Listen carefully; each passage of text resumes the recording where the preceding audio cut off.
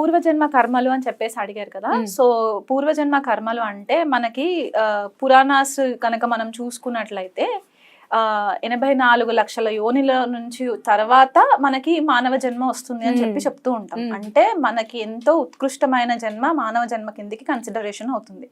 So అంటే మనము గత జన్మలలో పాములాగా ఉండుండొచ్చు, చీమలాగా ఉండుండొచ్చు, లేకపోతే ఒక యానిమల్ లాగా ఉండుండొచ్చు, చెట్ల మాదిరిగా కూడా మనం ఉండుండొచ్చు. సో అది కాకుండా మళ్ళీ కొన్ని జన్మలు మనము మనిషి రూపేణా కూడా మనము జన్మ ఎత్తుండొచ్చు. ఎందుకంటే ఈ వేరే యోనిలలో కనుక మనము పుట్టుంటే కనుక మనకి 5 సెన్సెస్ పనిచేయవు. మానవ రూపంకి వచ్చేసరికి మనకి 5 సెన్సెస్ పనిచేస్తాయి. కాబట్టి మనము గత జన్మలో చేసుకున్న యొక్క రిజల్ట్ ఆధారంగా మనము ఎలాంటి ఫ్యామిలీస్లోకి వెళ్ళాలి, మన తల్లిదండ్రులని ఎలా చూస్ చేసుకోవాలి, మన భార్యాభర్తలను ఎలా చూస్ చేసుకోవాలి, మనకు వచ్చే పిల్లలు కూడా మనకు ఎలాంటి వాళ్ళు వస్తారు అనేది కూడా మనకి కంప్లీట్గా ఇది ఒక సోల్ కాంట్రాక్ట్ లాగా ఉంటుంది అనమాట. అంటే ఆత్మ యొక్క బంధం కిందికి మనం కన్సిడరేషన్ చేసుకోవచ్చు. అంటే కొంతమందికి ఏమవుతుందంటే